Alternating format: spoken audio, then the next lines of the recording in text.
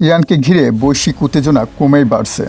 তবে সরাসরি যুদ্ধে মার্কিন বাহিনী পিছিয়ে পড়ছে এমন দাবি উঠছে বিভিন্ন মহলে। একের পর এক হামলা, সামরিক সরঞ্জামের ক্ষয়ক্ষতি এবং অপ্রত্যাশিত দুর্ঘটনা সব মিলিয়ে চাপে রয়েছে যুক্তরাষ্ট্র। বিশ্লেষকদের মতে অনেক ঘটনাকেই দুর্ঘটনা বলে ব্যাখ্যা করা হলেও বাস্তবে এর পেছনে রয়েছে বড় ধরনের সামরিক দুর্বলতা। মার্কিন প্রেসিডেন্ট ডোনাল্ড ট্রাম্প এর প্রশাসনও এমন কিছু ঘটনার ব্যাখ্যায় প্রশ্নের মুখে পড়েছিল।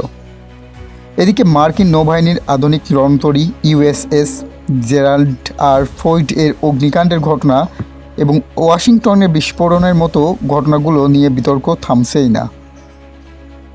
সবচেয়ে আলোচিত ঘটনাগুলোর একটি ঘটেছে দক্ষিণ আমেরিকার দেশ কলম্বিয়াতে।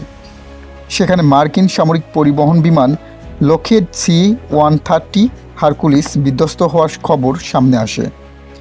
দুর্ঘটনায় বহু সেনা হতাহত হয়েছে বলে স্থানীয় সূত্রে জানা যায়। দেশটির প্রেসিডেন্ট গুস্টাভ পেট্রো এই ঘটনায় গভীর শোক প্রকাশ করে সামরিক আধুনিকায়নের ঘাটতিকে দায়ী করেছেন।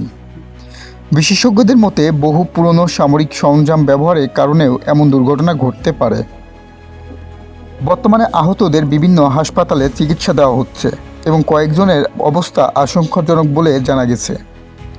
সব মিলিয়ে এই ঘটনাগুলো আবারও প্রশ্ন তুলছে, বিশ্বের সবচেয়ে শক্তিশালী সামরিক শক্তি কি সত্যিই আগের মতো অপ্রতিরোধ রয়েছে?